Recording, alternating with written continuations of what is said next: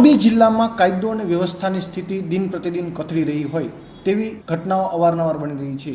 હત્યા, મારામારી અને અન્ય ગુનાહિત પ્રવૃત્તિઓની સાથે સાથે દેશી દારૂનું ગોરખ ધંધાનું વેચાણ પણ મોટા પાયે થઈ રહ્યું હોવાની ફરિયાદો ઉઠી છે. ગ્રામ્ય વિસ્તારોમાં તો સ્થિતિ એટલી હદે કથળી છે કે બુટલેગરો સરકારી જમીનોમાં ગેરકાયદેસર દબાણ કરી તેમાં દારૂના અડ્ડાઓ ચલાવી રહ્યા છે અને સામાન્ય લોકોને કન્નડગત કરી તેઓને હેરાન પરેશાન કરી રહ્યા છે. આવો જ એક વિડીયો સોશિયલ મીડિયામાં વાયરલ થયો છે, જેમાં કેટલાક શખ્સો દ્વારા એક યુવકને મારવામાં આવ્યો હતો તેમજ તેના કપડાં ઉતારી નગ્ન કરી અપમાનિત કરતી હોવાનું સામે આવ્યું છે. આ વિડીયોમાં એક યુવક અમારી જગ્યા પર કુદરતી હાજતે જવાનો બહુ શોખ છે તેમ કહી આ યુવકને બેફામ ગાળો બોલી હતી અને કપડાં ઉતરાવી માફી મગાવી હતી. તેમજ યુવકને તેના પરિવાર સાથે હિજરત કરવી પડે તેવી સ્થિતિ આ લોકો દ્વારા ઊભી કરવામાં આવી છે. માહિતી મળતી મુજબ આ બનાવ માળિયા તાલુકાના નીરુબેન નગરનો હોવાનું અને યુવકને મજબૂર કરનાર શખ્સો વિધર્મી બુટલેગર હોવાનું સામે આવ્યું છે.